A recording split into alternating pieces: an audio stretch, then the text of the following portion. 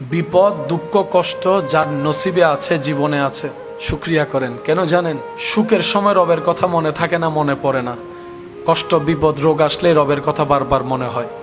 সেজন্য প্রেমিক বলে ওই কষ্টটাই আমার জন্য নিয়ামত, যে কষ্টের কারণে আমি আমার রবকে স্মরণ করতে পারি। সুবহানাল্লাহ।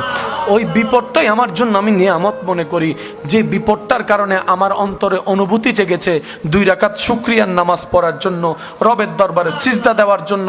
ওই কষ্টটাও নিয়ামত আমার জন্য, ওই দুঃখটাও নিয়ামত, ওই অসুস্থতাও নিয়ামত। কারণ এই বিপদগুলার কারণে আমার দিল রবের স্মরণে মগ্ন হয়ে আছে। সুবহানাল্লাহ। আর হাজার বিপদের মধ্যে সবর হচ্ছে এমন একটা খুঁটি, এমন একটা গাছ, এমন একটা শক্তি। এই সবর ধৈর্য সহ্য যে করার মতো করতে জানবে, বিশ্বাস করেন ভাই, হারানোর চাইতে 10 ডবল বেশি পাবেন। এটাই আপনার রবের ওয়াদা। অনেক সময় নিজের আপনকেও বিশ্বাস করে ধোঁকায় পড়ে যাচ্ছে। টাকা ধার দিয়ে অনেক সময় 10 বছরও টাকা পাচ্ছি না। যার কাছে টাকা ধার দেওয়া হয় তার কাছে টাকা চাইলে নিজের ভিক্ষুক মনে হয়, সে এমন ভাবে পাট নিয়ে কথা বলে। আল্লাহ অনেক সময় বিদেশ থেকে আমরা টাকাটা পাঠিয়ে বিশ্বস্ত মানুষের কাছে দিয়ে বললাম জায়গাটা তুই কিনে নে। দেশে এসে দেখার পরে দেখলাম আমার কোনো নামই নেই, তার নামে সে রেজিস্ট্রি করে ফেলছে।